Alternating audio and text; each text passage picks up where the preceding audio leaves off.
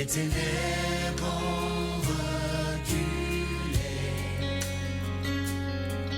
devant l'œuvre de la croix, devant l'agneau immolé et le sang versé pour moi. Tous les anges de sa sainteté, l'univers crie sa majesté. Chantons gloire et puissance, force et louange.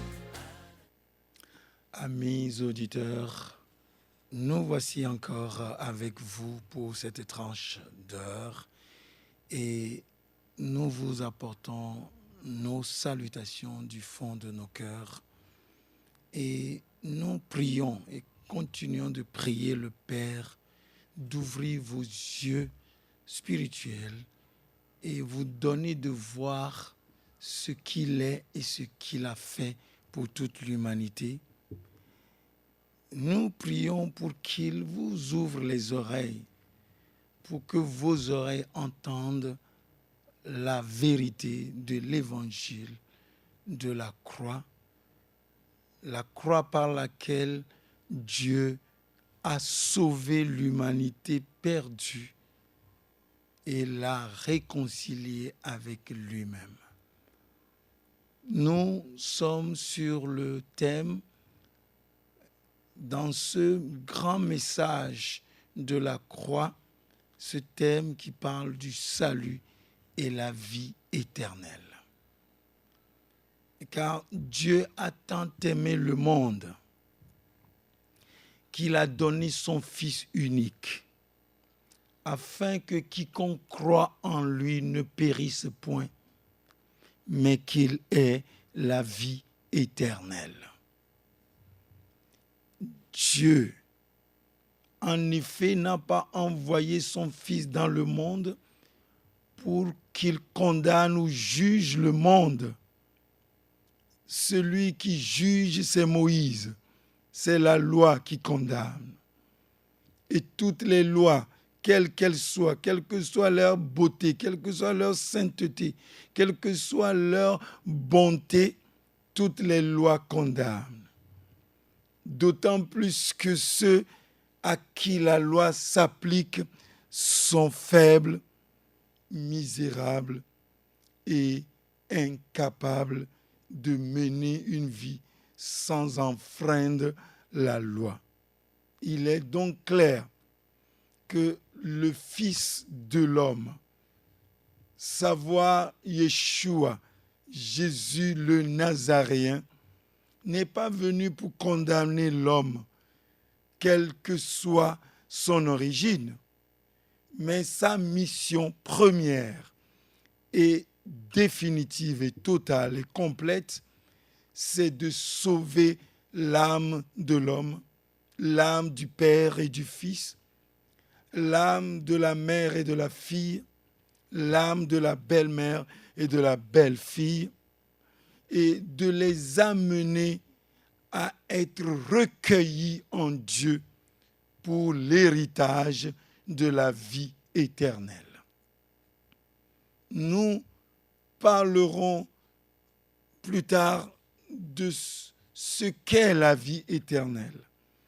Mais pour l'instant, nous nous attardons sur le salut qui ouvre la voie à l'acquisition de la connaissance de la vérité et de la vie éternelle qui a été gracieusement et gratuitement accordée à toute l'humanité.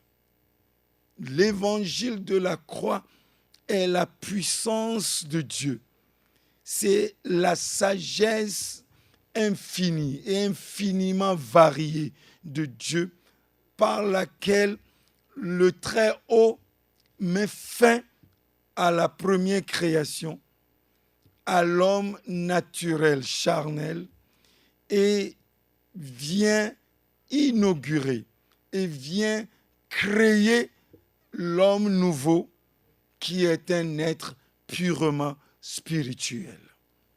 Et ce Dieu a d'avance annoncé la venue de ce salut, la manifestation de son royaume par et la loi et les prophètes. Et nous vous avons cité la dernière fois le prophète Ézéchiel. Nous terminons la lecture de ce chapitre 34 d'Ézéchiel. Et nous continuons le verset 22. Je porterai secours à mes brebis.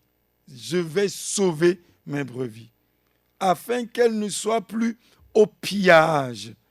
Et je jugerai entre brebis et brebis. J'établirai sur elles un seul pasteur qui les fera paître, mon serviteur David. Nous rappelons, entre parenthèses, qu'au temps d'Ézéchiel, David, le roi David, dont il est question ici, était mort depuis déjà des siècles. Le roi David n'était plus vivant. Et donc, nous comprenons quand l'on nomme mon serviteur David, que l'on parle de celui qui est le fils de David, Yeshua HaMashiach. Et donc, il dit qu'il les fera paître, mon serviteur David, il les fera paître, il sera leur pasteur. Nous soulignons, bien-aimés, qu'un seul est pasteur de toutes les brebis et de toute l'humanité. Il y a un seul Dieu, nous vous l'avons montré dans 1 Timothée 2 la dernière fois, et il y a un seul médiateur entre Dieu et les hommes, savoir Jésus-Christ. Il y a un seul pasteur, le berger, qui est le seul berger de nos âmes, de mon âme. Nous aussi, nous sommes brebis. Moi aussi, grâce m'est accordée d'être compté parmi les brebis. Qui que tu sois, quel que soit ton rang, quel que soit ton titre, dans l'Église ou dans une dénomination, quel que soit ce que tu es aux yeux des hommes, eh bien, tous sommes brebis de ce seul berger qui, prophétiquement annoncé par Ézéchiel ici, a apparu et s'est manifesté au temps de Jean-Baptiste, au temps où Rome dominait le monde entier. C'était le 4e royaume qui fut prophétiquement annoncé d'avance. Il est clair que la prophétie d'Ézéchiel ici fait mention de Yeshua, Jésus le Christ. Verset 24 dit « Moi, l'Éternel, je serai leur Dieu, et mon serviteur David sera prince au milieu d'elles. Moi, l'Éternel, j'ai parlé. » Nous nous inclinons lorsque Dieu souligne ou signe ces déclarations par « j'ai parlé », il est le seul qui puisse faire de telles déclarations, eh bien, cela montre que toute bouche se ferme. Toute intelligence doit s'estomper. Toute sagesse doit se prosterner. Il continue, verset 26. Je traiterai avec elle une alliance de paix. Je ferai disparaître du pays les animaux sauvages.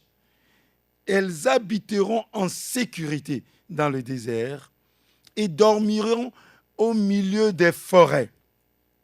Je ferai d'elle et des environs de ma colline un sujet de bénédiction. Oui, la malédiction se serait envolée, partie. J'enverrai la pluie en son temps, et ce sera une pluie de bénédiction. L'arbre des champs donnera son fruit, et la terre donnera ses produits.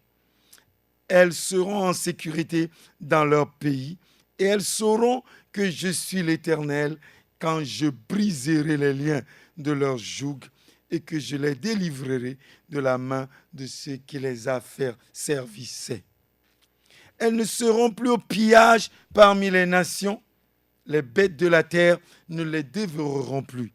Elles habiteront en sécurité. Il n'y aura plus personne pour les troubler. J'établirai pour elles une plantation qui aura du renom. Elles ne seront plus consumées par la faim dans le pays et elles ne porteront plus l'opprobre des nations. Et elles sauront que moi, l'Éternel, leur Dieu, je suis avec elles et qu'elles sont mon peuple, elles, la maison d'Israël, dit le Seigneur, l'Éternel. Vous, mes brebis, brebis de mon pâturage, vous êtes des hommes. Moi, je suis Dieu, dit le Seigneur, l'Éternel. Bien-aimés, depuis le début de notre message qui annonce de manière sentencieuse, solennelle et prophétiquement la seconde venue du Seigneur, la seconde venue imminente du Seigneur, le Très-Haut nous avait déjà parlé de ce chapitre 34 et nous l'avons souligné. Ézéchiel prophétiquement montrait que Dieu va lui-même faire la revue de son troupeau. Il va passer en revue chacune de ses brebis qui constituent ceux que Dieu a appelés des peuples, des nations de toute la terre. Vous savez, il ne s'agit pas, nous le soulignons, d'une religion. Il ne s'agit pas d'un peuple qui soit privilégié par rapport aux autres. Nous faisons mention des Juifs. Oui, ils sont privilégiés parce qu'ils sont les premiers à recevoir la visitation du Sauveur du monde. Mais le Sauveur du monde, Yeshua, il est envoyé dans le monde pour tous les peuples et pour toutes les nations, sans exception aucune. Et ce texte que nous avons déjà fait mention dès le commencement, nous revenons là-dessus pour mettre l'accent sur le salut que le Très-Haut avait préparé et qu'il a mis en exécution en Yeshua, en Jésus-Christ, afin que par lui, toute l'humanité soit sauvée. La race humaine connaisse ce que nous pouvons et nous l'appelons du nom que donnent beaucoup et sans le comprendre, une transhumanisation. L'homme a été transhumanisé. Ça veut dire que l'homme est pris de son état d'homme charnel et il est transféré dans un état d'homme spirituel ayant part à la nature divine. Il est donc important de comprendre que le divin créateur, qui est le seul vrai potier, a façonné le premier homme et maintenant il l'a brisé par l'œuvre puissante de la croix pour que par la manifestation de cette puissance, il puisse refaçonner en Jésus-Christ le nouvel homme qui, lui, ne saurait être asservi par qui que ce soit et par quoi que ce soit. Le Dieu des cieux a parlé et il nous a visités en son temps et il nous accorde son salut. Et le Très-Haut a fait des promesses ici qui montrent la beauté du monde dans lequel il nous introduit après nous avoir sauvés, après nous avoir lavés par l'eau pure de sa parole de vie, après nous avoir sanctifiés par le sang qui a coulé à la croix, il nous introduit dans une dimension où notre être tout entier vit et respire la gloire du Très-Haut. Le salut ne concerne pas une religion, ne concerne pas une dénomination. Le salut met Dieu en position, comme il l'est toujours, de porter son regard sur tous ceux qui, dans tous les coins et recoins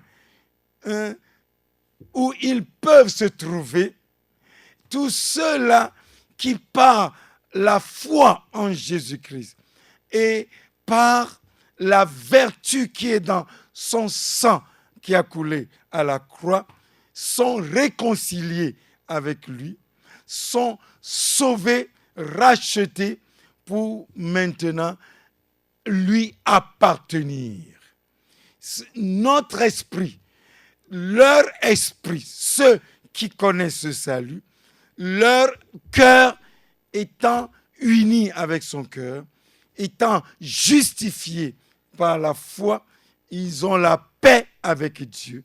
Ils sont à paix avec l'Esprit de Dieu et ils sont maintenant libérés de tous les fardeaux qui pesaient sur eux. Tous les fardeaux. Nous disons tous les fardeaux. Bien-aimés, lorsque Dieu exerce le droit et le pouvoir de salut pour sauver une âme, il ne peut sauver cette âme et la laisser encore choir dans une situation où cette âme serait encore mise en danger. Nous l'avons souligné.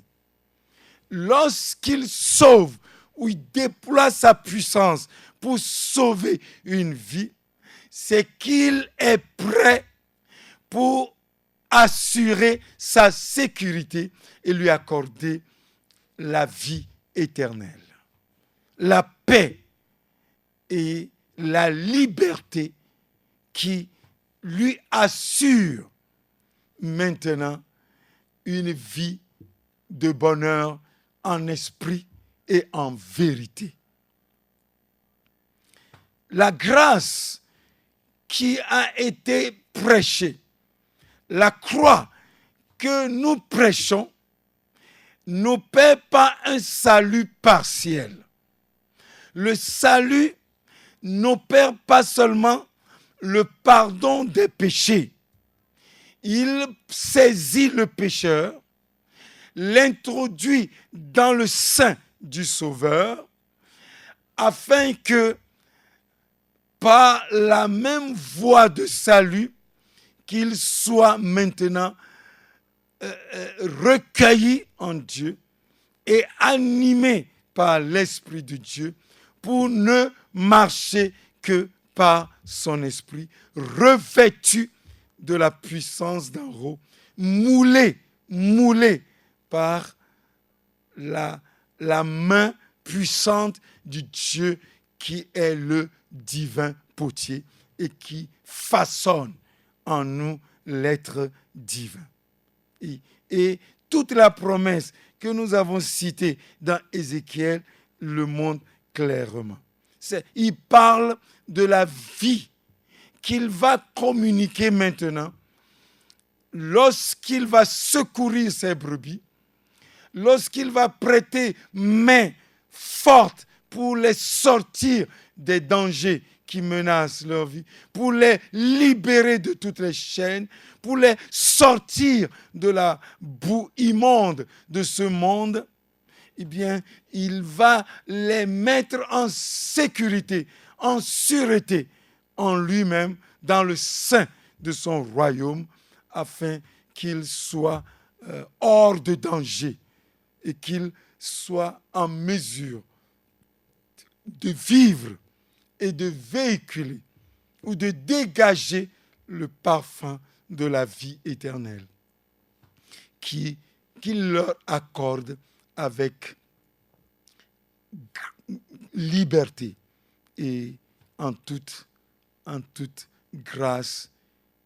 Et lorsque les brebis sont recueillies dans le troupeau et sont conduits dans ces verts pâturages, eh bien, toutes les brebis ayant les yeux pour voir leur berger, ayant les oreilles pour entendre leur berger, sont nourries, sont paix par le berger lui-même, en se servant des instruments qu'il a choisis.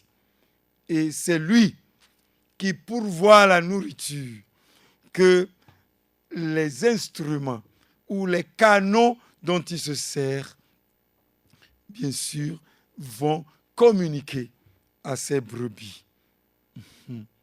Vous, brebis, brebis de mes pâturages, vous êtes des hommes. Moi, je suis votre Dieu, dit le Seigneur l'Éternel. Notre capacité et notre héritage, lorsque le Saint-Père nous élève au rang de fils, des fils de Dieu, ne fait pas de nous Dieu. Non. Nous sommes des hommes façonnés à l'image de Dieu. Il faut que cela soit clair, que nous sommes appelés à porter l'image du divin. De la même manière, nous avons porté l'image du terrestre. De la même manière, il nous a appelés, il nous a sauvés pour que nous portions l'image du céleste, l'image du divin. Mais nous sommes toujours des hommes. Et nous ne devrons pas l'oublier. Le Dieu des cieux qui destine l'homme à l'acquisition du salut et donc à la vie éternelle, à l'héritage des fils, eh bien, c'est que nous avons et nous aurons part à ce don de grâce en tant qu'être humain, être que Dieu a façonné pour porter son image dans la dimension spirituelle, puisque nous l'avons porté dans la dimension naturelle et charnelle. Nous sommes donc l'image du divin et nous marcherons comme ses enfants. Mais ne devons pas oublier qu'il est Dieu et nous sommes des hommes. Et si nous l'oublions, cela montre que nous avons mis de côté, que nous sommes brebis. C'est lui le berger. Tous nous sommes brebis. Quel que soit le degré de l'onction qui est sur nous, quelle que soit la puissance qui nous anime et qui, au travers de nous, arrive à faire du bien à plusieurs, nous sommes et resterons brebis, peuple. Ce n'est une insulte pour personne. Ce n'est pour diminuer personne. La vérité reste la vérité. Il est le berger. Il est notre pasteur. Nous sommes ses brebis. Brebis de son pâturage. Moi aussi, j'ai été nourri et je continue d'être nourri.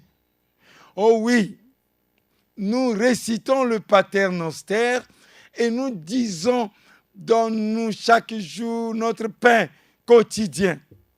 Le pain de chaque jour. Ça veut dire que je suis brebis, nourri par le berger et dans son pâturage chaque jour.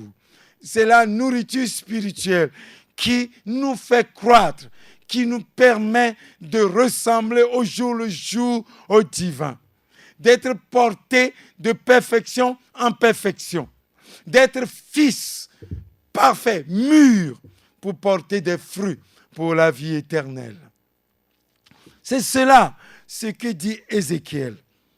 Peuple, nous mettons l'accent sur cette vérité, la seule.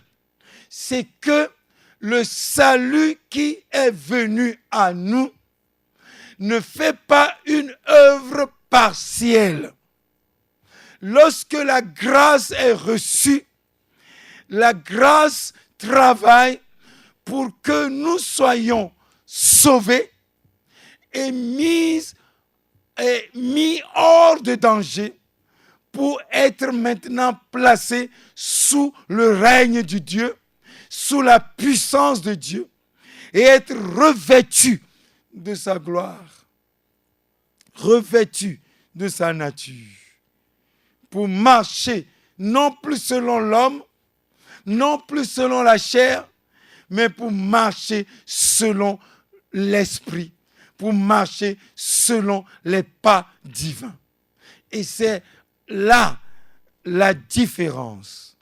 Et cette différence, elle est de taille. Parce que nous ne sommes pas sauvés pour garder l'état que nous avions avant.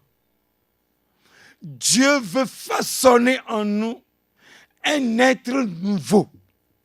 Et il l'a fait en Jésus-Christ. Maintenant, qu'est-ce qui est le problème? D'où vient le problème de l'homme? Car le prophète Jean-Baptiste, nous l'avons cité la dernière fois, prophétisait en ces termes: voici l'agneau de Dieu qui ôte le péché du monde. Mais le péché, il est encore dans le monde. Le péché, il nous resserre encore et toujours. Pourquoi l'homme qui est sauvé devait encore tendre la main au péché? Oui, nous vous l'avons montré. Il y a égalité entre tous les péchés. Même si nous les hommes, nous mettons la différence entre les péchés. Il n'y a pas de différence. Tous ont péché, sont privés de la gloire de Dieu. Et tous sont justifiés gratuitement par sa grâce. La justice nous est accordée, tous, par sa grâce, pour être purifiés. Et non seulement purifiés, mais également être libérés des chaînes, être libérés de tout ce qui nous a servi, être dégagés de tout ce qui nous a maintenus captifs. Embrigadement, embrigadement, embrigadement. Le peuple est appelé, si Dieu accorde la vie éternelle, accorde le droit de fils à tous ceux qui lèvent leur regard pour accepter l'œuvre de sa croix eh bien, c'est pour que nous tous, nous ayons acquis le droit d'être fils. Et le droit d'être fils nous mène à toute liberté, à être libre de toutes les formes d'esclavage et les formes d'asservissement que nous ayons connues par le passé.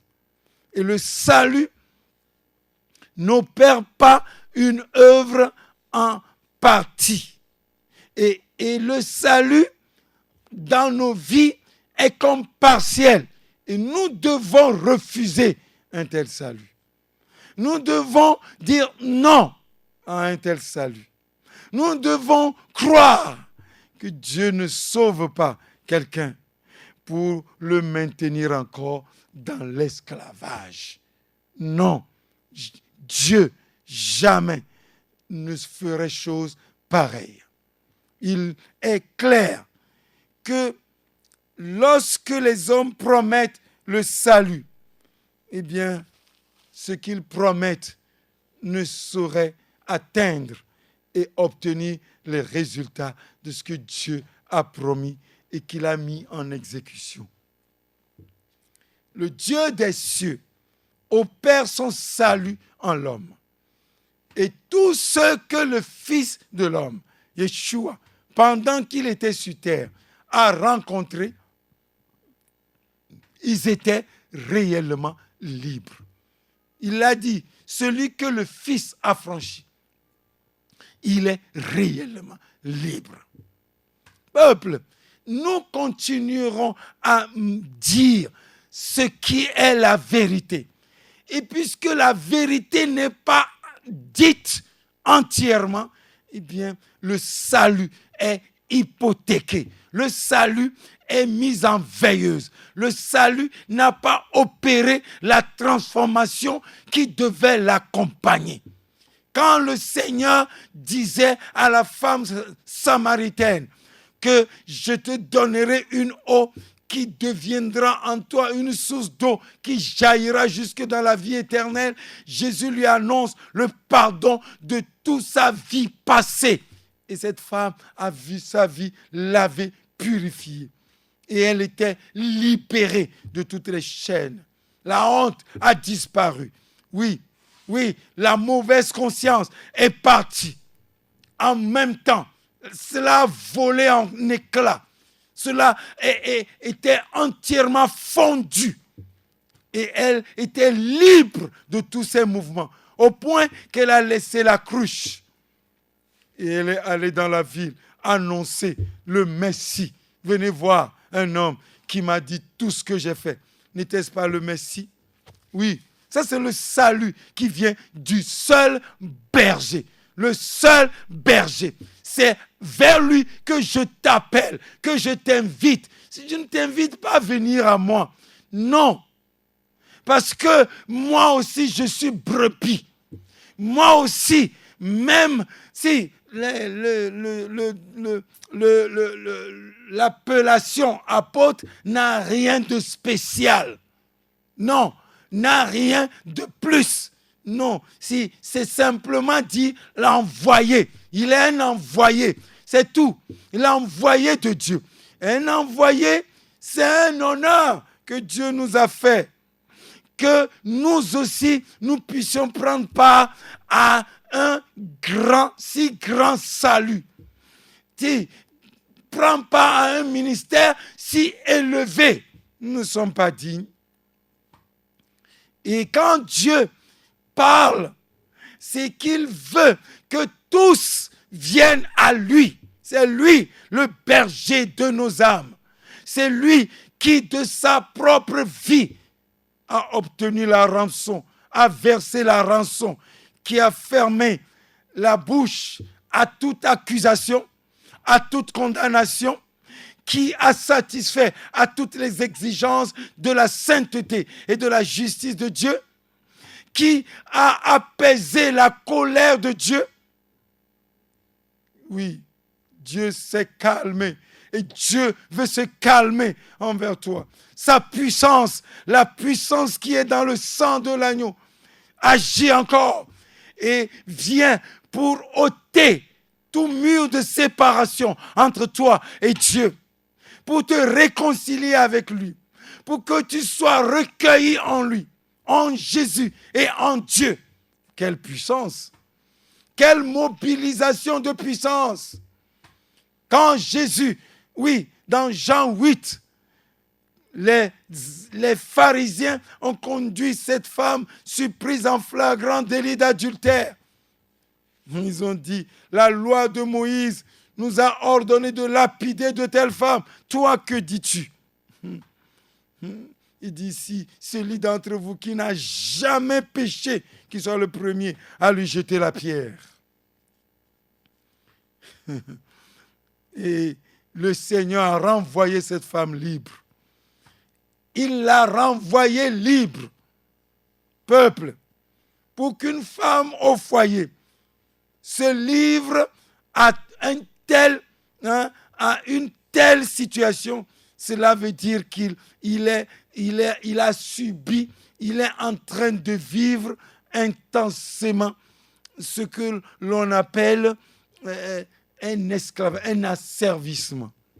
Et cela arrive et peut arriver à tout homme. Vous êtes des hommes. Moi, je suis votre Dieu. Brebis de mon pâturage, a déclaré le Très-Haut. Nous sommes des hommes. Et le Dieu des cieux accorde la liberté. Et tout homme doit rechercher la liberté. Toute brebis doit rechercher le salut qui libère. Parce que le salut ne s'arrête pas, nous le disons, au pardon des péchés. Non. Oh oui, il est baptisé, il est maintenant, il fait partie de ceux qui sont sauvés. Oui, il fait partie de l'Église. Oui, mais il est délivré, libéré. Il ne doit pas connaître de l'esclavage. C'est parce qu'il est sauvé. Il est hors de danger. Peuple, la puissance de la parole du Christ, quand il parlait à cette femme surprise en flagrant délit d'adultère, va et ne pêche plus, c'est une puissance qu'il a libérée. C'est une puissance qu'il a communiquée à cette femme déjà faible, déjà exposée. Oui.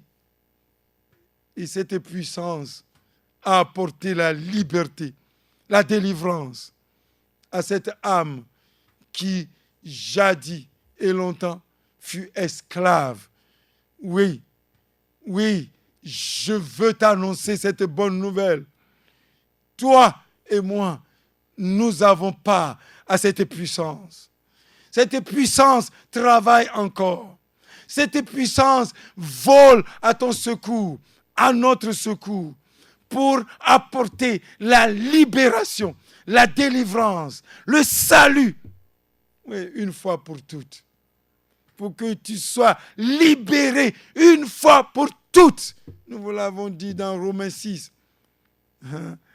Comment quelqu'un qui est mort au péché va-t-il encore vivre dans le péché? Si à la croix, nous devenons une même plante avec lui, par la conformité à sa mort, c'est ça, notre foi en Yeshua qui est mort à la croix pour nous. Nous faisons un avec la puissance de la croix. Et en ce moment, ceux qui sont recueillis sous la bannière de la croix sont sauvés, libérés. Et quand la liberté est communiquée, eh bien, le salut, les élèves et le revêtement, le moule divin se forme en eux. Le revêtement leur donne d'être portés maintenant par l'Esprit pour marcher selon l'Esprit. Peuple, c'est ça le salut qui nous introduit dans le royaume et pour l'acquisition de la vie éternelle. Bien-aimés, nous sommes tous recueillis dans un seul réceptacle, dans un seul qui nous a portés tous. C'est Yeshua. Il nous a portés dans son corps. Il nous a portés. Il est le cep, le seul cep sur qui nous sommes tous des branches. Oui, nul n'est le cep. Nous sommes tous des branches. Peuple, nous sommes tous appelés à être fils de Dieu par la foi en Jésus-Christ. Et nul d'entre nous n'est plus fils que l'autre, ou nul n'est moins fils que l'autre. Oh, prêtons oreille, car le Dieu des cieux est venu vers toute l'humanité, tous les peuples. Il veut faire de nous ses enfants d'adoption, afin que nous puissions hériter la grâce, le pardon et donc la vie éternelle. Être libéré de toute traîtrise, être libéré de toutes les chaînes. Et cette liberté t'appartient à toi et à moi. Oh oui, j'y crois fermement. Et je t'invite à y croire fermement. Oh oui, même si cela tarde, attends la promesse, attends l'accomplissement de son salut. Cela s'accomplira certainement. Certainement. Bien-aimé, nul ne peut être maintenant introduit dans le sein du berger, dans le sein du troupeau de Dieu, et être lavé, pardonné, et lui maintenant, il va se dresser pour commencer à juger, condamner les autres. Non. Et c'est cela, quand Dieu dit, je vais juger entre brebis et brebis. Mais si toi, tu as bu l'eau pure qu'on t'a servi, que le canal, que le vase qui parle t'a servi, maintenant toi, tu veux troubler le reste de cette eau pure. Peuple, Dieu juge entre brebis et brebis. Parce que moi aussi, je suis une brebis. Toi aussi, tu es une brebis. Même si Dieu s'est servi de moi pour t'amener à lui, eh bien, si toi aussi, tu as part à cette grâce, la même que moi, tu as part à lever ton regard vers la croix, la même que moi. Il n'y a pas de distinction, il n'y a pas d'acception de personne. C'est Dieu qui sauve l'humanité. Et quand Dieu porte son regard sur les hommes, il ne voit pas, nous le disons, catholique ici, presbytérien là, il ne voit pas baptiste ici, il ne voit pas méthodiste là. Non, il ne voit pas caquère, il ne voit pas calviniste. Non, Dieu ne voit pas Assemblée de Dieu, Pentecôte ou je ne sais quoi, tous les noms qu'on puisse les nommer. Dieu pose son regard, il ne voit pas la race, il ne voit pas blanc, noir, il ne voit pas de différence dans tout cela. Dieu regarde l'âme qu'il a sauvée. Dieu regarde l'âme qu'il a libérée. Dieu regarde l'âme qu'il a lavée d'une eau pure. Dieu regarde l'âme qu'il a recueillie dans son sein.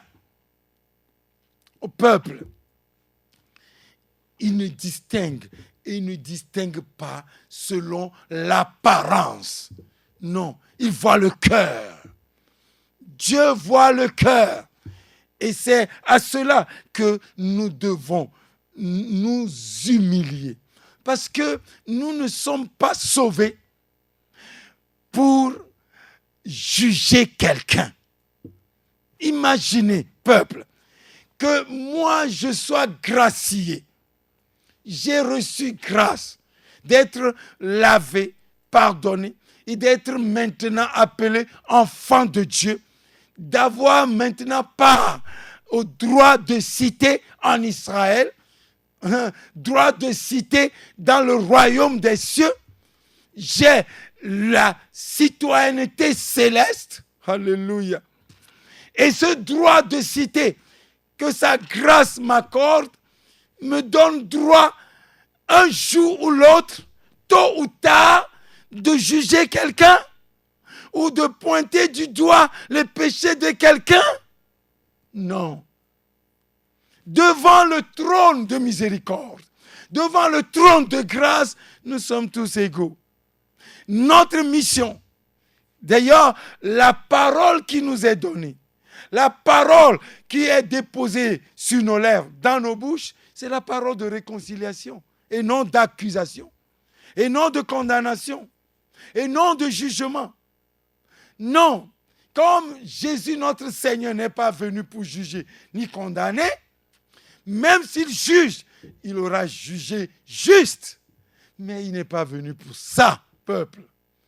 La première venue du Seigneur, ce n'est pas pour juger, c'est pour sauver. C'est pour nous recueillir dans le salut. C'est maintenant qu'il prépare le troupeau, prépare le peuple, continue à conduire ses brebis en les préparant pour sa seconde venue. Peuple, tenons-nous prêts. Que la vérité pure puisse libérer ton cœur, libérer ta pensée, libérer ton âme. Regardez ce que le Seigneur dit ici. Nous lisons un texte dans Luc 18. Lisons le verset 9 à 14. Il dit encore cette parabole. En vue de certaines personnes se persuadant qu'elles étaient justes et ne faisant aucun cas des autres. Regardez le contexte de la parabole. D'ailleurs, la parabole même c'est clairement expliqué dans ce verset 9. Il dit, c'est une parabole qui décrit les circonstances pour montrer que certaines personnes se sont persuadées que oui, moi je suis juste. Et bon, lui là, il ne l'est pas. Peuple, Dieu, nous vous parlons de sa part, n'autorise aucun homme, aucune brebis à lever sa voix pour se dire juste et dire que quelqu'un est injuste de sa propre notoriété, de son propre jugement. Nul n'est autorisé à exercer ce droit, à moins que cela lui soit donné des cieux. Peuple, et rare, très rare, sont des cas comme cela. Mais nous nous précipitons à parler et à juger dans des cas où nous ne savons. Oui, c'est vraiment pitoyable. C'est vraiment pitoyable quand les deux fils de Zébédée, Jean et Jacques, sont venus dire, Maître, mais ces gens ont refusé de nous donner hospitalité. Donne-nous d'ordonner le feu de les consumer. Et Jésus leur a regardé droit au visage. Leur a dit, vous ne savez pas de quel esprit vous êtes animés. Moi, je ne suis pas venu pour perdre les âmes. Je suis venu les sauver. Je ne suis pas venu perdre. Dieu ne veut pas la mort du méchant, mais il veut qu'il se répande, qu'il change de conduite. Dieu tend la main, même à ses ennemis d'hier. Il les appelle à la repentance, parce que pourquoi? Il a sacrifié son propre fils à la croix. Alors, voici la parabole, verset 10. Deux hommes montèrent au temple pour prier. L'un était pharisien, oh oui, et l'autre publicain. Les pharisiens sont les chefs des Juifs. Comprenez, c'est les chefs religieux du judaïsme. Donc vous comprenez déjà, la parabole est tellement explicite et tellement parlant. Et l'autre est publicain. Un publicain, c'est les gens de mauvaise vie. C'est les gens, c'est comme on dit, des vulgaires. C'est des gens qui sont des païens. Le mot païen, quand on l'utilise, c'est publicain. C'est un homme public. Il parle, il a des paroles grossières. Et le Seigneur continue, il dit, le pharisien debout priait ainsi en lui-même. Oh Dieu, il connaît nos pensées. Il lit entre les lignes de nos cœurs. Il sonde les reins.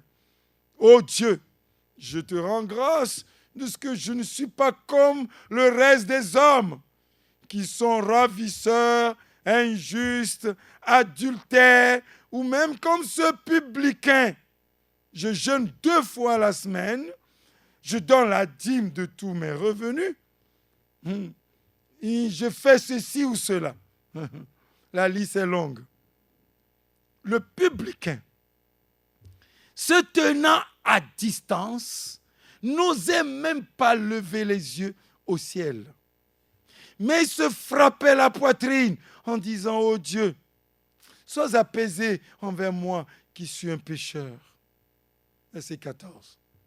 Je vous le dis, celui-ci descendit dans sa maison justifié plutôt que l'autre, car quiconque s'élève sera abaissé. Et celui qui s'abaisse sera élevé. Peuple, est-ce que nous connaissons vraiment les contours de l'orgueil? S'élever. Et l'homme ignore tout de ce qu'on appelle l'orgueil et de tous ses attraits, de toutes ses ruses, de tous ces pièges. Parce que l'orgueil, l'élévation, ça perd l'homme. Ça perd l'homme. De quel droit tu as de regarder l'autre d'en haut ou de croire que tu es le seul capable de juger l'autre? De quel droit? Qui te donne ce droit? Qui te donne cette autorité? Peuple, le Seigneur parle un langage direct et clair pour ceux qui ont des oreilles pour entendre. Car il ne veut pas que ses enfants soient dans l'ignorance et ne connaissent pas la vérité, ne connaissent pas son dessein. Il veut que tous parviennent au salut et à la connaissance de la vérité, car la vérité libère. Pour que tu sois libéré. Pas un seul ne doit rester enchaîné. Nous ne devons pas enchaîner les restes du troupeau. Dieu n'autorise aucun homme, fût-ce puissamment oint, à garder les autres esclaves, à les embrigader. Non, non et non. Nous sommes tous brebis du Seigneur. C'est lui qui de sa vie, qui a sacrifié sa vie à la croix pour nous tous. C'est lui que Dieu a destiné à être le seul pasteur de nos âmes. Oh oui, j'ai un pasteur. Tu as un pasteur. Nous avons un pasteur. Oui, oh, mais c'est vrai. Le Saint-Esprit l'appelle souverain pasteur. Mais dans Jean 10, l'évangile de Jean, chapitre 10, il précise, Dieu va réunir un seul troupeau, un seul berger. Je donne ma vie pour mes brebis. Si aucun n'a parlé comme ça. Et il a d'ailleurs déclaré tous ceux qui étaient venus avant lui comme des brigands, des voleurs et des brigands. En fait, ce n'est pas une insulte. C'est pour montrer qu'ils ne sont pas les bergers. Parce que le berger donne sa vie pour les brebis. Quel pasteur ou quel leader a donné sa vie pour quelle brebis? Non. Oh oui, oui, tu as déposé ta vie, oui. Tu me diras, oui, je dépose ma vie, oui. Mais nul de nous n'a sacrifié notre vie à la croix. Même si nous arrivons à la sacrifier, ce sacrifice n'aura aucun effet. Ce sacrifice ne sera d'aucune utilité puisque nos sangs sont impurs. Nos sangs sont souillés. Seul son sang est immaculé. Seul son sang ne connaît pas de péché. Seul son sang a la puissance de libérer véritablement. Peuple, si le salut travaille en partie, ce n'est pas selon la vérité. C'est là qui montre qu'il y a fausseté quelque part. Car le salut qui opère, qui conduit à la plénitude, à l'acquisition de la liberté, c'est ce salut qui est selon la vérité. Oui, et qui conduit à la vie éternelle. Le Dieu des cieux nous a réconciliés avec lui-même. Et nous sommes maintenant incorporés à lui pour ne vivre que par lui. Lorsque nous sommes tous incorporés et nous formons tous ce solide assemblage, alors nous pourrons vivre cette vie de liberté et ne jamais plus connaître des faiblesses qui nous conduisent là, à tomber par-ci, à piétiner par-là. Ce n'est plus dans cet état. Le salut que Dieu nous accorde ne doit pas nous attirer vers ce qui nous a détruit, ce qui nous a perdus avant. Peuple, le Dieu des cieux veut rétablir, réformer toutes choses. Il ramène toutes choses sous ses pieds, sous les pieds de celui qui est l'agneau immolé sur le trône. L'agneau qui règne. C'est à lui que le Père a conféré le royaume. C'est à lui que le Père a conféré l'autorité. Et quand il va régner sur nous, alors nous serons libérés. Nous sommes encore avec vous la prochaine fois et nous venons vous supplier de prendre sa parole, la parole du Fils, le Fils de Dieu, d'aller devant lui, car nous sommes sûrs d'une chose, il nous a assuré d'une chose, lui-même vous éclairera. Rejoignez-nous hors antenne sur 96 84 03 03 ou si vous le voulez, nous pourrons ensemble parler davantage de ce salut qui nous est largement accordé et pleinement. Vous êtes bénis. Bye bye.